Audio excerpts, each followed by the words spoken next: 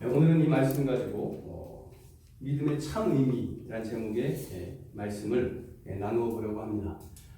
오늘 본문 읽으셨듯이 오늘 본문을 가지고 세례 요한의 믿음을 한번 고민해 볼 것입니다. 세례 요한의 믿음을 우리가 고민하면서 믿음의 참된 의미가 무엇인가, 그것을 함께 나누고자 하는 것입니다. 신앙에 있어서 우리 신실한 신자는 늘 자신의 믿음을 돌아보고 자신의 행위를 돌아보고 반성하고 또 회개하고 돌이켜서 말씀대로 살고자 늘 노력을 합니다. 그런데 수십 년 하나님의 말씀에 순종하며 살고 또 살고자 노력해 왔는데도 불쑥 치미는 이 마음속에 욕망, 정욕, 교만한 마음, 자랑하고픈 마음, 그런 것들이 나를 괴롭히게 됩니다. 이것이 좀 진지하게 나를 고민해보면 내가 얼마나 욕망 덩어리인지, 밖에서는 정말 내 입에서는 아름다운 말들만 나가는데 실상 내 마음속에는 그게 아닌 것들이 얼마나 많이 있는지, 그런 것들을 고민해보면 참 부끄럽습니다. 저는 어머니가 일찍 돌아가셨는데 저만 보고 사시다가 일찍 돌아가셨습니다. 그런데 제가 살면서 문득 어머니 생각이 나요. 근데 어떤 어머니 생각, 어머니가 그립다 이런 게 아니에요. 제가 무슨 일을 하다가 우리 어머니가 하늘에서 나를 지금 보고 계시는데, 나만 보고 살다가 가셨는데 지금 내가 이렇게 사는 꼴을 보면 우리 어머니가 얼마나 속상하실까, 그 생각을 합니다. 자주 합니다. 그러니까 어머니가 마치 보고 계시는 것 같이 보고 계신데 자랑스러운 게 아니라 부끄러워. 그런데 하나님께는 어떻습니까? 하나님께는. 저는 목사로서 밖에 나가면 경건한 척 많이 합니다. 많이 해요. 아닌데 아닌 척 해야 됩니다. 그런데 실상 내 속을 내가 보면 참 부끄럽습니다. 예수님께서 우리 부끄러움을 보시고 이렇게 말씀하셨잖아요. 마음에는 온유로되 육신이 약하도다. 이게 우리 한계입니다. 저는 이 믿음에 있어서 이 한계를 딱 정해놓고, 그러니 우리는 이걸 못 넘어서니 포기해라, 이 말씀을 드리고자 하는 말씀이 아닙니다. 이 한계 뒤로 숨어서 내가 하나님의 말씀대로 순종하며 살지 못하는 것을, 이 한계가 있으니 예수님도 이렇게 말씀해 주셨으니 그냥 그걸로 위로를 삼아라, 이런 말씀을 드리는 것이 아닙니다. 어떻게 이것을 극복하고 이겨나갈 수 있는가? 우리는 늘 죄인임을 하나님께 고백하지만 죄인이라는 것을 들고 죄를 들고 죄 중에서 하나님을 부르짖습니다만, 하나님은 그런 우리에게 늘 말씀하시는 게 너는 내 아들이라, 이 말씀하시잖아요. 너는 내 아들이라, 내가 이미 너를 의롭다 하였느니라. 우리 안에 구원의 확신을 주셨습니다. 그 소망을 가지고 우리가 주님께 나오는 것인데, 그런데 우리 입장에서 보면 우리는 늘 죄인인 것이죠. 이게 문제예요. 이게 우리는 하나님 앞에 늘 죄인인데 하나님은 너는 내 아들이라 이렇게 말씀을 하십니다. 하나님은. 근데 하나님께서 너는 아닙니다. 하나님, 저는 주님을 온전히 섬기는 그런 하나님의 아들이 아닙니다. 저는 죄인입니다. 이렇게 계속 하나님께 저는 죄인입니다 하는 것도 어떤 의미에서 교만일 수 있습니다. 그러니까 이 차이가 왜 나오느냐? 그것은 하나님의 입장과 우리의 입장이 시각이 다르기 때문에 그렇습니다. 우리가 하나님께 나아가는 것은 내가 하나님께 어떤 공로와 행위를 드렸습니다. 하나님, 그렇기 때문에 하나님은 저를 용서하시고 축복을 주셔야 됩니다. 이런 자세로는 절대 나갈 수가 없습니다. 지난번에 욥에 대해서 우리가 나눴지만 욥은 하나님이 의롭다 하셨습니다. 그런데 욥이 자기 입으로 의인처럼 여길 때, 그때는 하나님의 의가 그에게 떠나는 것이죠. 내 스스로 의인이다 할 수 없는 것입니다. 그래서 양자의 기쁨을 우리는 누려야 되는데 내 스스로 의인이다 이걸 말할 수가 없어요. 그래서 늘 우리에게 죄인입니다. 그 상태로 하나님께 나아가면 우리는 여기에서 많은 신앙의 어떤 괴리를 느끼게 되는 거예요. 늘 나는 죄인 같거든. 신실한 신자의 입장에서 보면 늘 나는 죄인이 맞습니다. 그런데 하나님께서는 우리에게 늘 말씀하시기를 용서의 그 기쁨을, 그 자유를 누려라, 이렇게 말씀하고 계시지 않습니까? 양자의 기쁨과 죄, 그 가운데 정중간쯤에 있는 것이 용서라는 단어입니다. 성경에서 말씀하시는. 그런데 세상의 용서와 하나님의 용서는 그 의미가 다릅니다. 성경이 말씀하시는 용서와 세상이 이야기하는 용서는 전혀 다른 의미가 됩니다. 하나님은 거저 용서하십니다. 값없이 용서하십니다. 그리고 용서하신 이후에는 그 이전 일들을 하나님은 보지 않습니다. 하나님께는 저 미래와 소망만이 중요합니다. 우리의 미래를 하나님은 기뻐하시는 거예요. 그래서 우리의 회개를 하나님 즐거워하시는데 세상의 용서는 그렇지가 않습니다. 세상이 잘못을 하면 개인과 개인끼리 잘못을 해도 저놈은 나에게 예전에 이런 일을 한 사람, 남편과 아내에 있어서 뭐 양말 뒤집어 놓는 거 그거 다 나오잖아요. 다 예전에 어떻게 했던 거 싸우다 보면 다 나옵니다. 이게 용서가 되는 게 절대 아니라 우리의 기억 속에 켜켜이 쌓여 있다가 문제가 생기면 다시 우리 안에서 드러내지고 뒤끝을 부리게 되어 있는 것이 세상의 용서입니다. 밀양이라는 영화 여러분 보셨죠? 밀양. 이 밀양이라는 영화를 보시면 납치를 당해서 어린아이를, 사랑하는 아이를 납치를 당해서 이 범인이 아이를 죽이고 이 여주인공 신혜한테 전화를 해서 이제 돈 달라 이러는 거죠. 결국은 죽었습니다. 그래서 여주인공이 그 상실감에 더욱더 하나님을 찾게 되고, 그리고 이 범인은 잡혀서 교도소에 수감이 되어 있습니다. 열심히 하나님께 기도하면서 마음속에 용서하고자 하는 마음이 생깁니다. 그래서 신혜는, 아기 엄마는 교도소를 찾아가서 용서를 해야 되겠다. 내가 당신을 용서했습니다. 라는 말 한마디를 전해야 되겠다. 주위에서 다 말려요. 마음에서 용서했으면 됐지. 뭘 가서 굳이 그걸 하느냐. 그런데 찾아갑니다. 면회소에서 딱 마주쳤죠. 우리를 사이에서. 신혜가 이렇게 얘기합니다. 건강해 보이네요. 하나님께서는 어떤 죄인이라도 건강을 주시는 분이시잖아요. 이렇게 이야기했습니다. 그랬더니 이 범인이 준이 어머님에게서 우리 하나님의 말씀을 들으니 제가 정말 감사합니다. 우리 하나님께서 저를 용서해 주셨습니다. 저는 그래서 지금 이 교도소에서 너무나 마음이 평안합니다. 하나님은 저를 목숨으로 살리시고 제 회개를 받아주셔서 저를 구원해 주셨습니다. 이렇게 그 아이 어머니에게 이야기를 합니다. 한 번 물어봤어요. 다시 그 어머니에게. 정말로 하나님이 당신을 용서하셨습니까? 네. 그 자리에서 돌아서 나가다가 쓰러졌습니다. 이 죄인이 말한 하나님의 용서, 이건 하나님의 용서가 아닙니다.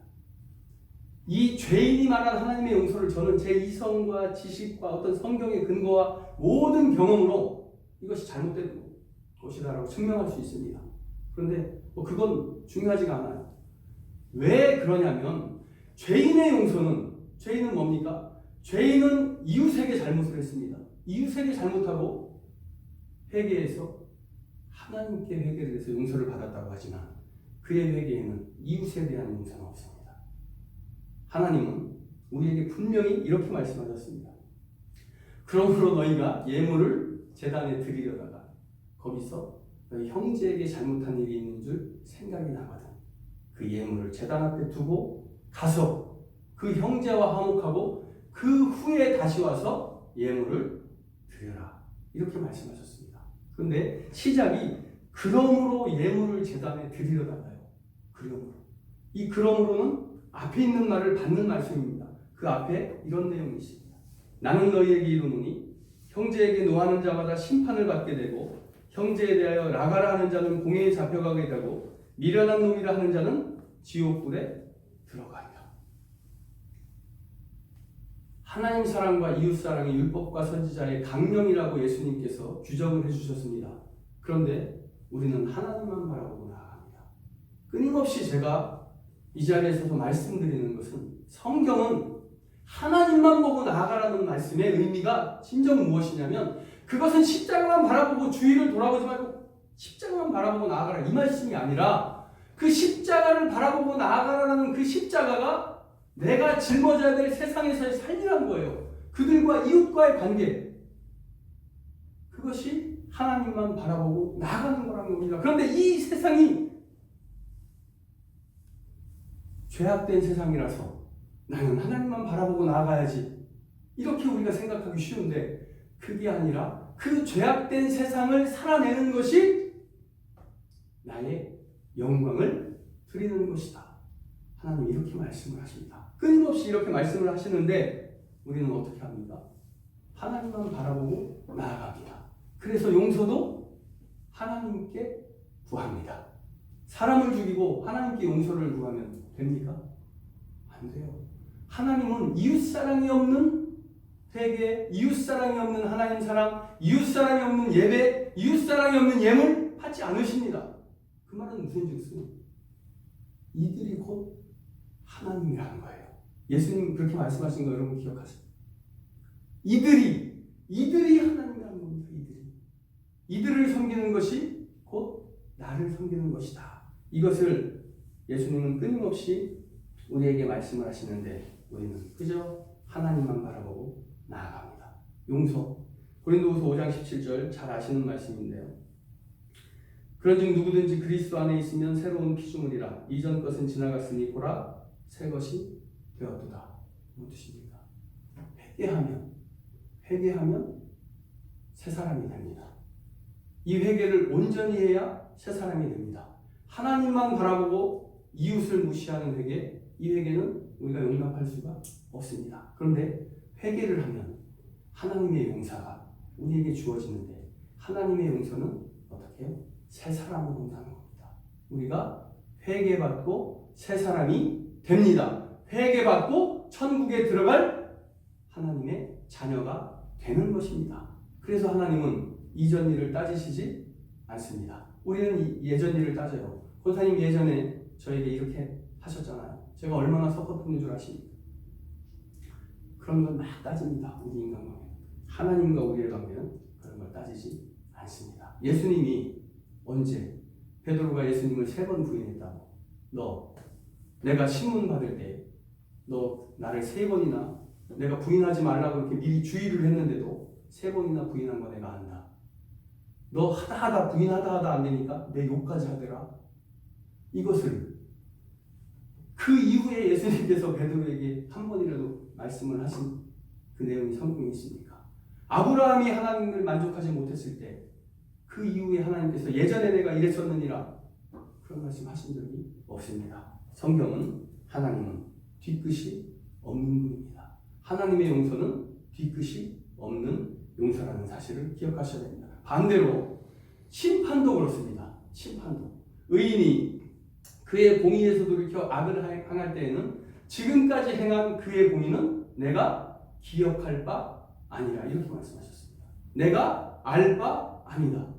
의인이 그 길에서 돌이켜 의인스럽지 못한 죄된 길로 가면 그 이전에 의인이라고 했던 그 모든 의로운 행위들을 나는 기억하지 않겠다. 이걸 우리가 속된 말로 성경에 써 있어요. 내가 알 바 아니라, 내가 기억할 바 아니라. 하나님은 뒤를 보지 않으십니다. 우리의 뒤를 보지 않으셔요. 그것이 우리의 죄악이든 우리의 의로움이든 우리의 악을 보십니다. 그래서 믿는 우리 신자는 하나님의 심판도 하나님은 단호하게 뒤를 보지 않으시고 뒤에 내가 얼마나 착한 일과 선한 일을 했느냐를 보지 않으시고 지금 이 자리에서 내가 얼마나 주님께 영광스러운 자리를 서 있는지 그것을 보신다는 말씀인 것이죠. 하나님께서 우리를 온전하게 해주십니다. 온전하게. 그럼에도 불구하고 예수님께서 아주 콕 집어서 말씀을 잘 해주잖아요. 마음은 원해로되 육신이 약하도다. 자, 여러분 에녹 아십니까? 에녹에 대한 찬송가가 있던가요?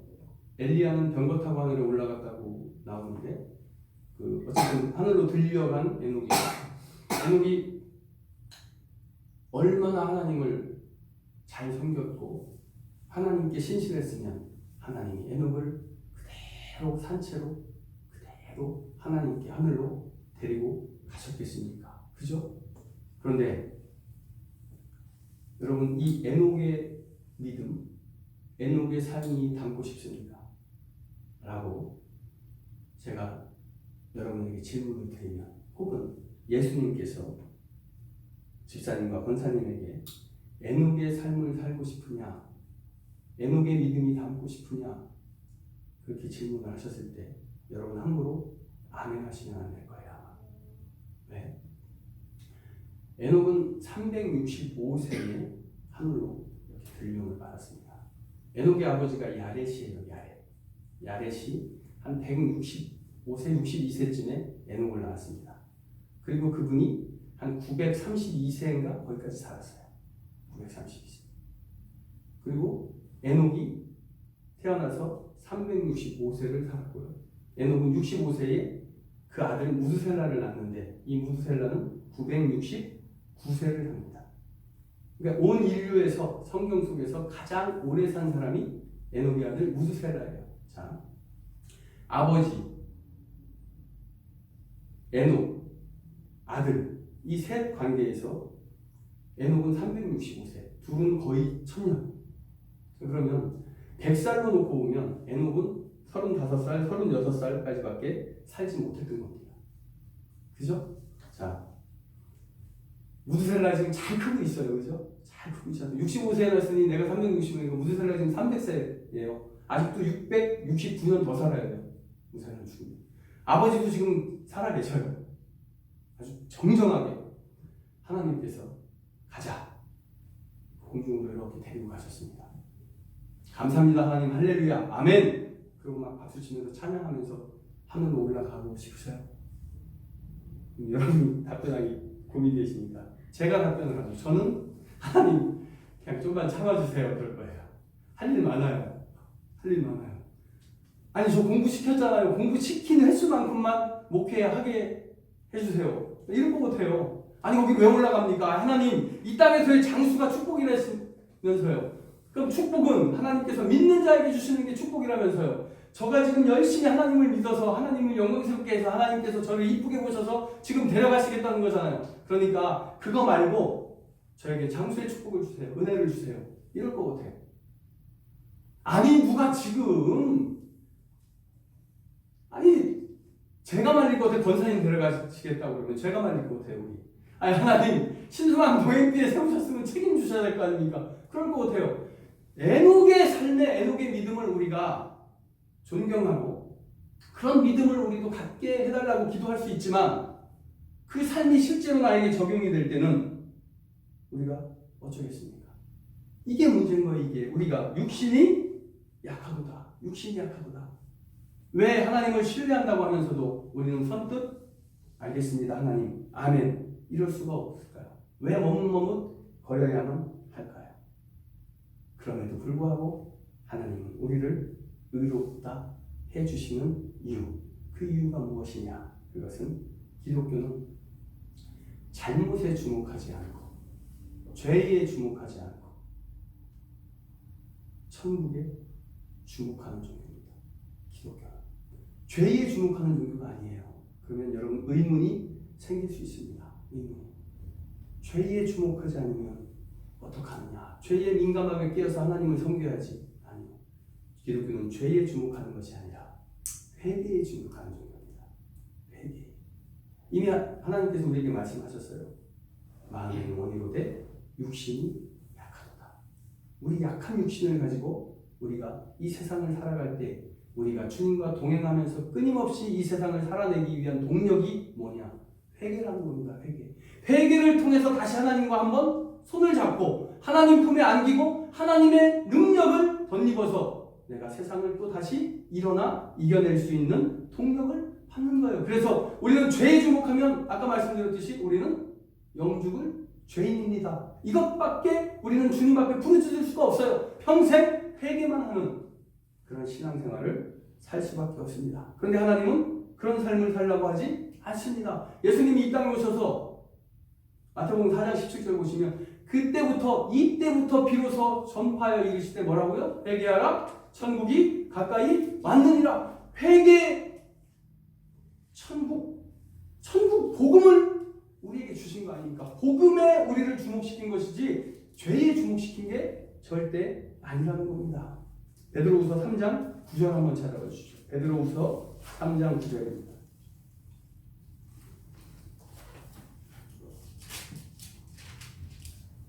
주의 약속은 어떤 이들이 더디다고 생각하는 것 같이 더딘 것이 아니라 오직 주께서는 너희를 대하여 오래 참으사 아무도 멸망하지 아니하고 다 회개하기에 이르기를 원하시느니라. 아멘.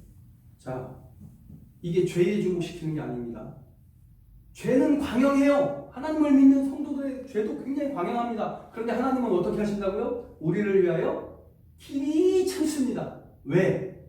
회개해야 해서 구원에 이르기를 원하시기 때문에 그렇습니다. 우리 회개를 통하여 하나님은 영광을 받습니다. 우리 잘못을 들고 하나님께 나아가 혹 내가 하늘을 닫고 비를 내리지 아니하거나 혹 메뚜기로 토산을 먹게 하거나 혹 연병으로 내 백성 이스라엘 가운데 유행하게 할 때에 내 이름으로 일컫는 내 백성이 스스로 겸비하고 자복하여 내 얼굴을 구하면 내가 하늘에서 듣고 그 죄를 사하고 그 땅을 고칠지라. 이거를 하시려고 길이 참으시는 분이 누구? 하나님이시라는 거예요. 그런데 우리는 막 죄를 짓고 이 죄에 찌들어서 늘 죄인으로서만 살려고 하고 이게 아니라는 겁니다. 우리는 어디에 주목해야 되느냐? 죄 너머의 천국에 우리의 소망에 주목해야 됩니다. 복음 자체가 하나님의 생각을 말씀하시는 거 아닙니까? 복음 자체가 하나님의 뜻 아니에요. 하나님의 뜻과 하나님의 생각이 복음인데 복음이 어디에 너희 생각대로 하라 이런 말씀이 있습니까? 하나님의 뜻이 분명하지 않습니까? 하나님은 오직 주께서는 너희를 대하여 오래 참으사 아무도 멸망하지 아니하고 다 회개에 이르기를 원하시느니라. 자, 오늘 세례 요한 성경이 묘사하는 범위 내에서 성경이 묘사하는 범위 내라는 것이 전부죠. 세례 요한만큼 믿음으로 예수님께 인정받은 사람이 없습니다. 믿음에 있어서 세례 요한의 앞에 나설 자가 없다는 겁니다. 아브라함이 믿음의 조상인데 다윗도 있고 많지 않습니까? 네. 그런데 세례 요한이 어떤 사람입니까? 세례 요한은 여자가 낳은 자 중에 가장 큰 자니라 예수님이 딱 인정을 해 주신 그런 분입니다. 유대 땅 헤롯 왕 때에 사가랴라고 하는 제사장 가문의 사람이 있었습니다. 그리고 엘리사벳이라는 제사장 가문의 여인이 있었습니다. 이 제사장 가문의 두 사람이 서로 사랑을 해서 결혼을 했습니다. 그 행복하게 살았어요. 하나님을 잘 섬기면서. 그런데 나이가 많이 들었는데도 자식이 없습니다. 그래서 예나 지금이나 자식이 없으면 이 부부는 좀 마음이 좀 심란해집니다. 그죠? 자식은 하나님의 축복이라고 우리는 생각을 하는데, 그래서 이 사가랴와 엘리사벳 이 부부도 자식 때문에 하나님 자식을 좀 주십시오 이렇게 열심히 기도했습니다. 그런데 여기에 그 기도 중에 그 이제 노인이죠. 많이 나이가 드신 이 부부에게 하나님께서 응답하셔서 아들을 하나 주셨습니다. 그가 세례 요한이에요. 그래서 세례 요한이 엘리사벳의 뱃속에서 이제 잘 자라고 있는 거죠. 6개월이 지났습니다. 뱃속에서 6개월이 됐습니다. 6개월쯤 되면 배에서 발도 차고 막 그런가요? 6개월 더 돼야 되나? 하죠? 발도 차고 막 뛰놀고 그래서. 근데 그럴 때에 마리아도 잉태를 하는 거예요. 마리아도. 그러니까 엘리사벳이 지금 잉태를 해서 세례 요한을 잉태해서 6개월이 지났습니다. 마리아는 지금 잉태를 했습니다. 그런데 마리아와 엘리사벳은 먼 친척간이에요. 그래서 마리아가 엘리사벳에게 갑니다. 뱃속에 아기 예수도 아니고 뭐죠? 씨야. 이 예수님의 씨를 안고 담고 그러고 엘리사벳 집에 갑니다. 문 밖에 서서 엘리사벳을 부르니까 엘리사벳이 마중을 하죠. 딱 나갔는데 어떤 일이 벌어집니까? 뱃속의 아기가 6개월 된 세례 요한이 찾아보죠. 한번. 누가복음 1장 한번 찾아보시겠습니다. 39절에서 45절. 누가복음 1장 39절에서 45절. 자, 작독 한번 해볼까요? 39절에서 45절. 이때에 마리아가 일어나 빨리 산골로 가서 유대한 동네에 이르러 사가랴의 집에 들어가 엘리사벳에게 문안하니 엘리사벳이 마리아가 문안함을 들으매 아이가 복중에서 뛰노는지라. 엘리사벳이 성령의 충만함을 받아 큰 소리로 불러 이르되 여자 중에 내가 복이 있으며 내 태중의 아기도 복이 있도다. 내 주의 어머니가 내게 나오니 이 어찌 된 일인가. 보라, 내 문안하는 소리가 내 귀에 들릴 때에 아이가 복중에서 기쁨으로 뛰놀았도다. 주께서 하신 말씀이 반드시 이루어지리라고 믿은 그 여자에게 복이 있도다. 자, 복중에서 그러니까 이런 말씀들이 있으면 무슨 신화나 전설을 얘기하는 것처럼 생각을 하지만 우리는 안 그렇잖아요. 우리는 이 말씀이 있습니다. 아기가 6개월 된 아기가 마리아의 뱃속에 들어있는 이제 얼마 지나지 않은 지금 씨앗으로 있는 그 예수 그리스도를 보고도 아니고요. 만난 것도 아니잖아요. 사실 뱃속에서 뱃속길이 얼마나 멉니까? 보지도 못하고 듣지도 못했어요. 그랬는데도 뛰놀았답니다. 주로 고백하고 기뻐했답니다.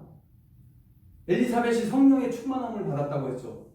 그 뱃속에 있는 세례 요한이, 그땐 세례 요한도 아니고 그 태중의 아기가 성령 충만함을 받아 예수님을 주로 고백하고 영접하고 기뻐하였다. 어마어마한 겁니다. 이게 태어나기도 전에 그는 자신의 정체성과 사명을 분명히 알고 있는 사람이었습니다. 세례 요한은 요한복음 1장 23절 보면 나는 선지자 이사야 말과 같이 주의 길을 곧게 하려고 광야에서 외치는 자의 소리로다.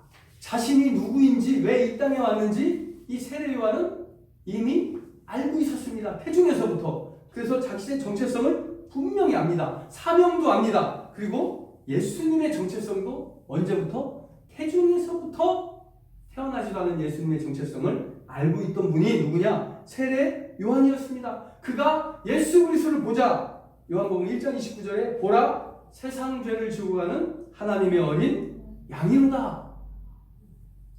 예수님의 정체성을 분명히 알고 있는 겁니다. 세상 죄를 모든 죄를 짊어지고 십자가를 지실, 그래서 우리를 대속하셔서 우리를 구원의 길을 열어주실 그 하나님의 어린 양이로다. 이 고백을 세례 요한이 한 겁니다.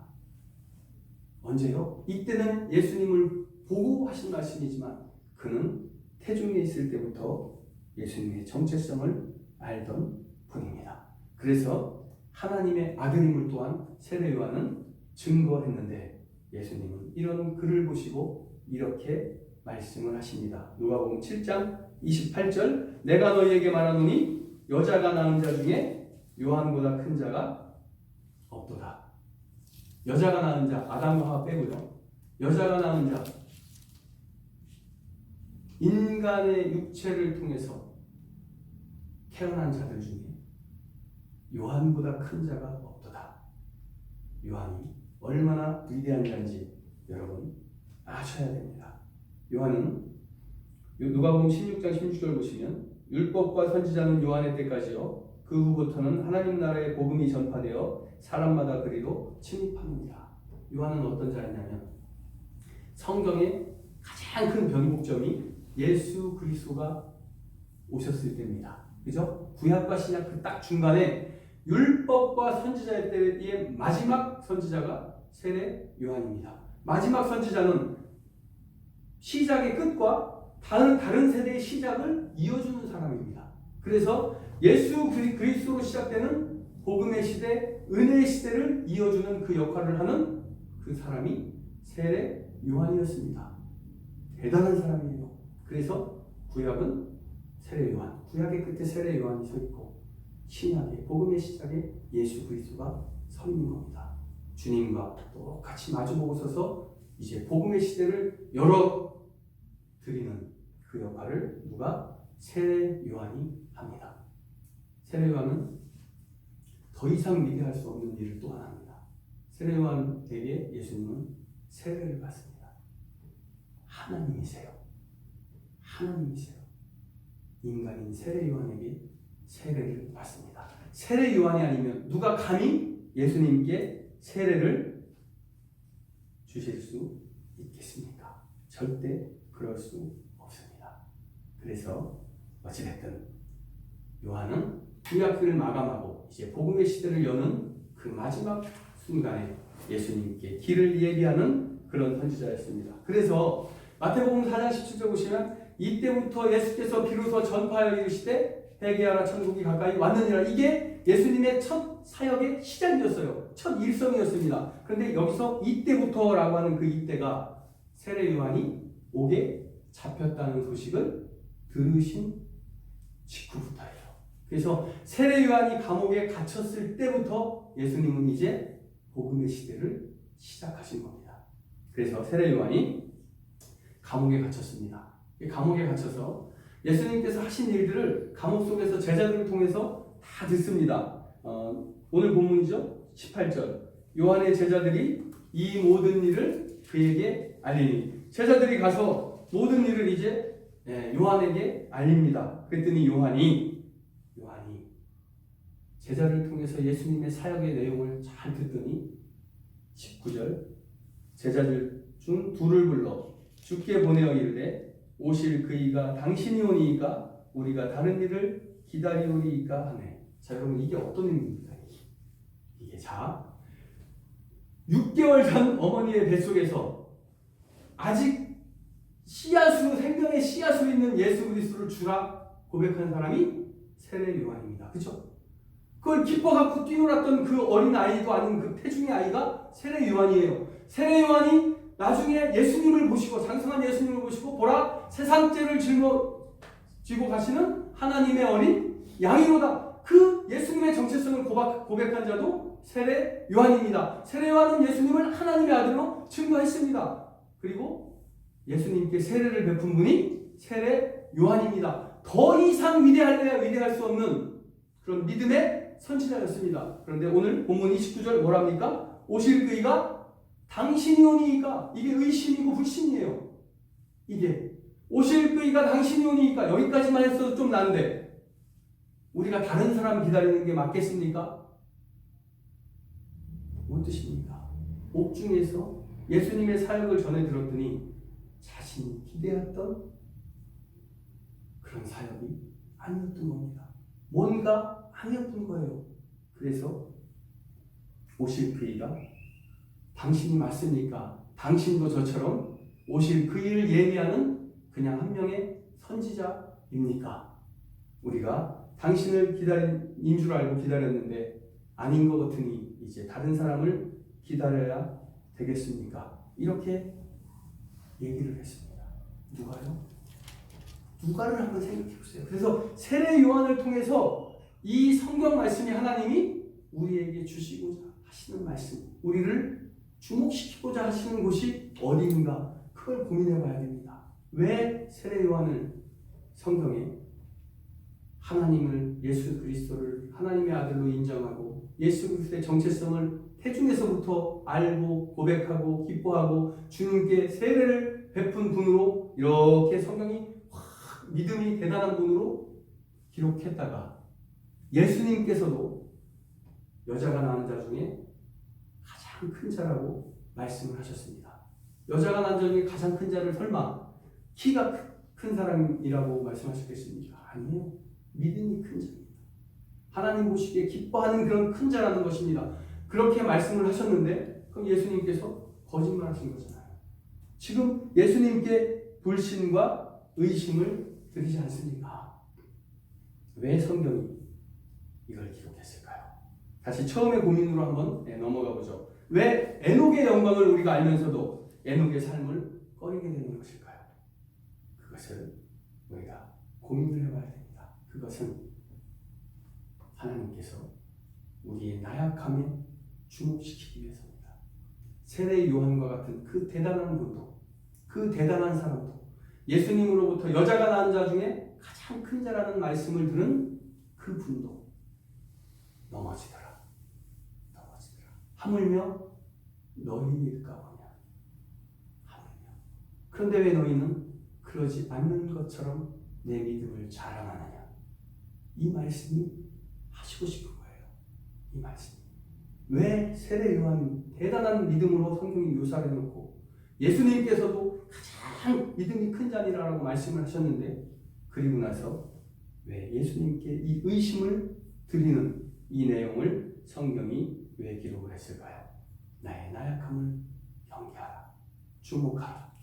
그것을 깨우치시기 위함입니다. 이사야 41장 10절 마지막으로 한번 찾아서 읽어주십시오. 이사야서 41장 10절.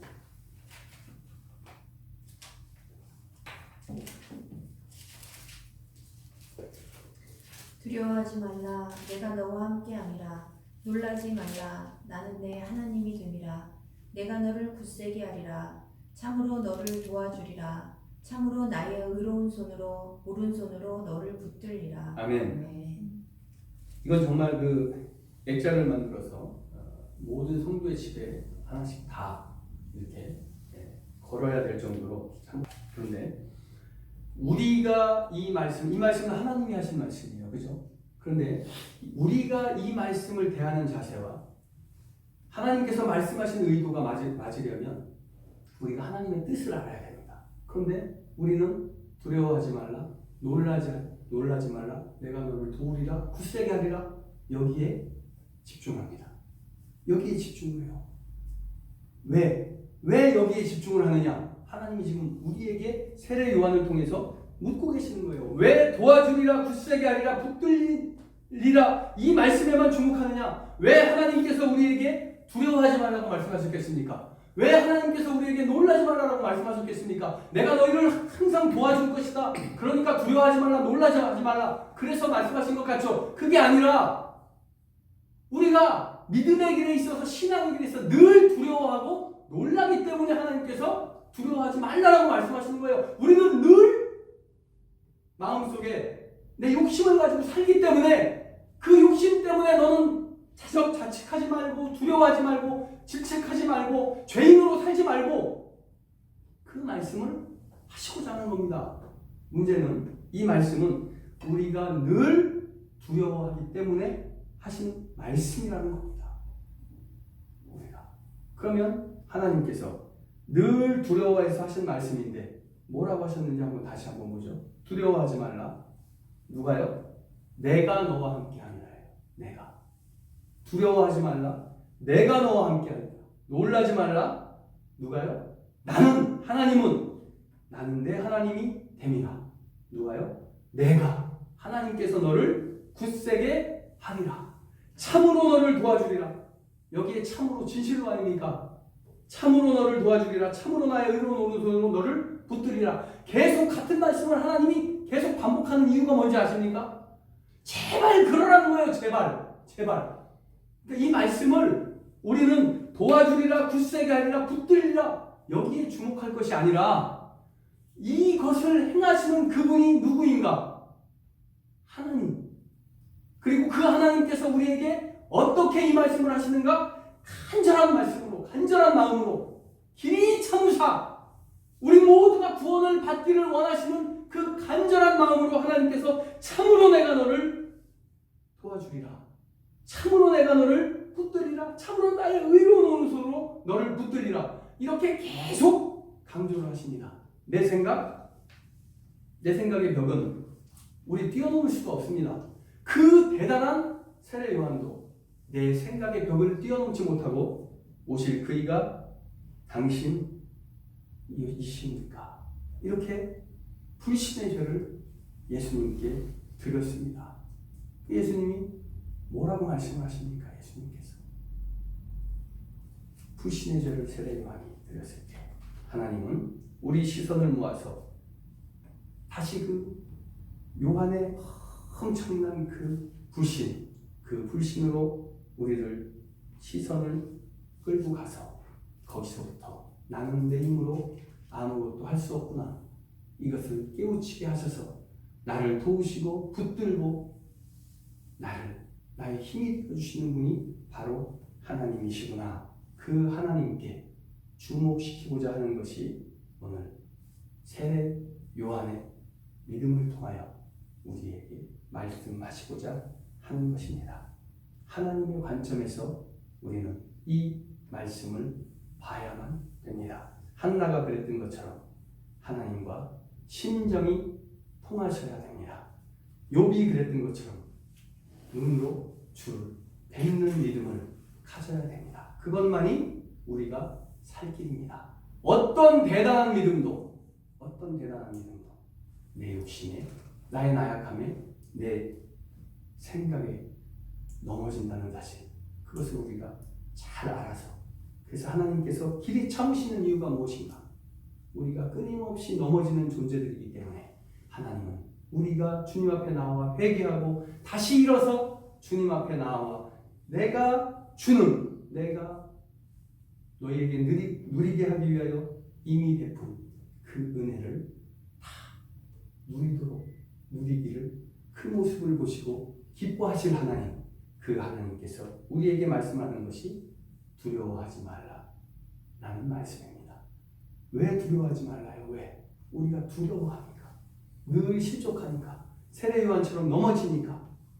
그래서 하물며 우리 일까 보냐, 이 생각을 가지시고, 세례 요한도 아브라함도 그랬는데 내가 어떻게 그만할 수 있는가? 내가 어찌 내 생각으로 하나님께 나아올 수 있는가? 절대로 그럴 수 없습니다. 여자가 낳은 자 중에 가장 큰 자 세례 요한을 통해서 우리에게 하나님께서 주시는 말씀, 너의 나약함을 자각하고 너의 힘이 되는 분이 오직 예수 그리스도라는 사실을 자각하여서 그분께 내 시선을 고정시켜서 오직 그분이 주시는 위로와 그분이 붙들고 놓지 않는 그 능력으로 세상을 담대하게 승리하라. 질병에서 승리하시기를 바랍니다. 모든 세상의 문제에서 승리하시기를 바랍니다. 무엇으로요? 하나님의 손에 붙잡힌 바 된 나의 삶으로 승리하시는 저와 여러분이 되시기를 간절히 축원합니다.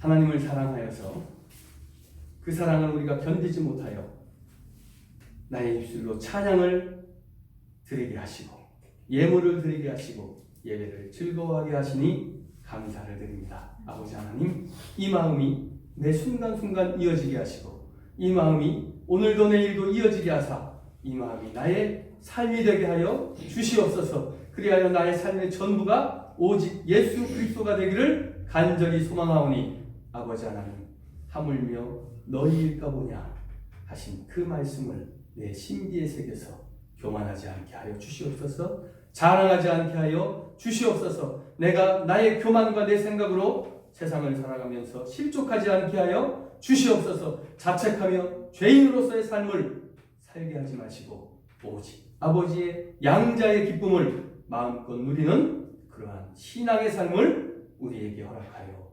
주시옵소서. 주님과 함께하기 원합니다.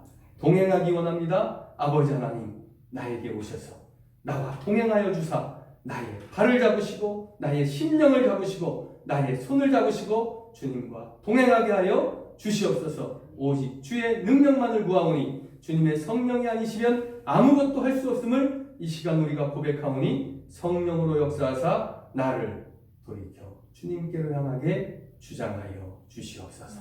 예수 그리스도 이름 받들어 간절히 기도드립니다. 아멘.